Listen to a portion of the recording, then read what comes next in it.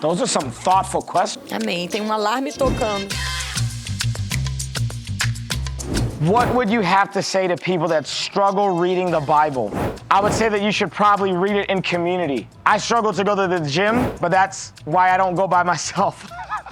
I always go with someone who's stronger than me, who has more history working out than me. So if you struggle reading the Bible, then you need a plan and a partner. You can find a plan on like the YouVersion Bible app, but really you need a partner. And I would suggest somebody who's spiritually more mature than you to actually help you and keep you accountable. We learn best in community. So if you struggle to read the Bible, don't make it a personal discipline. How about you make it a communal discipline? Como entender as transições da vida como mãe e como mestre? Essa é uma boa pergunta. Quando você transiciona para algo diferente, quer dizer que você está entrando em algo novo, algo desconhecido. Mas isso sempre fez parte da minha vida, porque eu sei que isso faz parte de uma caminhada com Deus. Não acontece só uma, nem duas vezes, mas muitas. Então, transicionar para ser uma mãe foi um desafio. Eu me lembro que no início da maternidade, eu olhava para mim e não me reconhecia, não sabia quem eu era e por alguns dias ou semanas eu até fiquei em crise. Senhor, quem sou eu agora? E depois o Senhor foi mais uma vez me ensinando a colocar minha identidade nele e descobrir quem eu era novamente nele, mostrando que não são as circunstâncias que dizem quem eu sou, mas sim o que ele diz sobre mim. E depois como mestre, também foi outra transição difícil porque eu tinha medo. Eu já sabia que eu tinha esse chamado há muito tempo, mas era diferente do que eu fazia antes, né? Que era mais cantar, ministrar louvor. Então, me tirou da zona de conforto novamente. Mas eu sempre digo que cada transição valeu a pena. A gente pode ou fugir da transição ou abraçar o processo e obedecer. Então, eu sei que valeu muito a pena eu ter entrado de cabeça em cada etapa que o Senhor me colocou algo novo, porque hoje eu colho os frutos disso e é maravilhoso.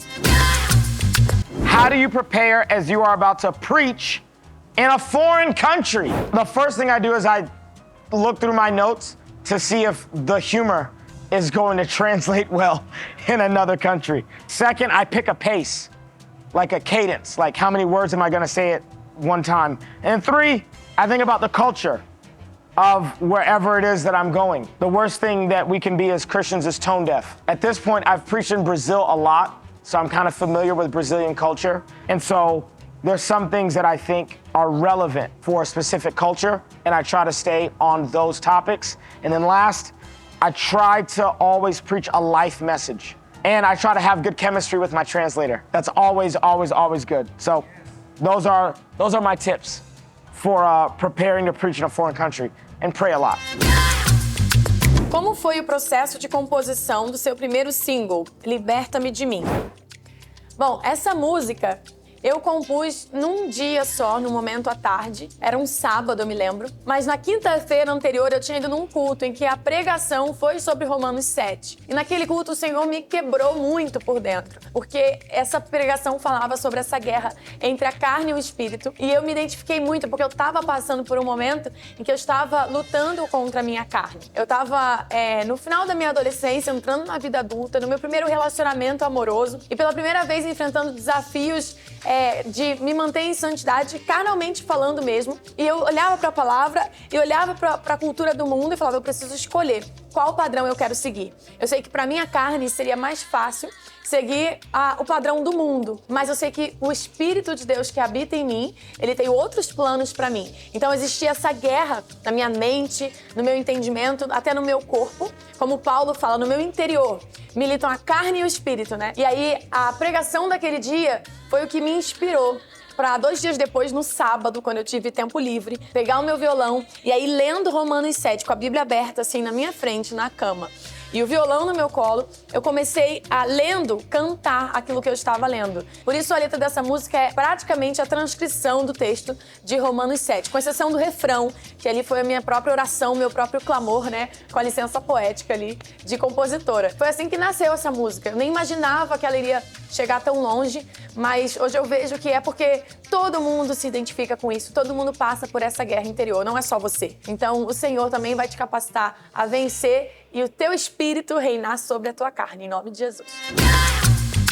What has made you eager into diving deeper into Bible study? It's funny, I'm a dad right now, And one of the things that I started doing when I travel is like writing my son letters. So he's 2 years old. I've been doing this since he was born. And one day, when he's 6 or 8 or 10 or 12 or whatever, I'm gonna give him all these letters that I've been writing to him. And when my son reads those letters, he's not gonna think to himself, he loves the letters. He's gonna think, I love my dad. And I think a lot of times we think about loving the Bible, and I think that's a bad way to think about it. I don't read the Bible because I love the Bible.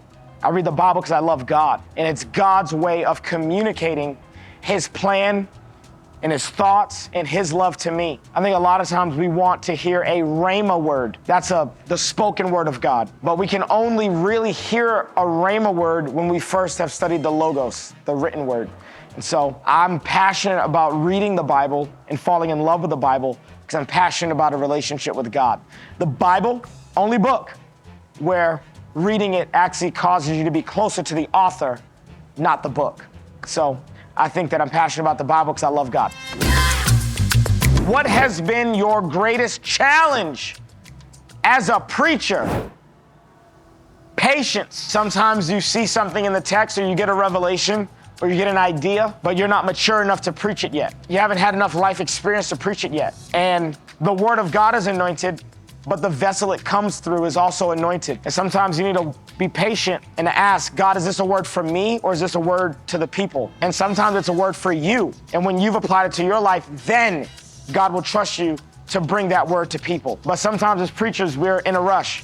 We want to preach stuff that we haven't lived through yet. And the biggest challenge for me has been patience. The other challenge is finding my own voice. When I was in my 20s, I probably sounded like other people. And I finally had to get comfortable with my own voice, discovering God's unique fingerprint on my voice. And that's a journey. There's no way to rush that. So patience. Patience to not just know things, but to actually live it so that you can have authority when you get on stage. And then patience to actually go through the process of discovering your voice.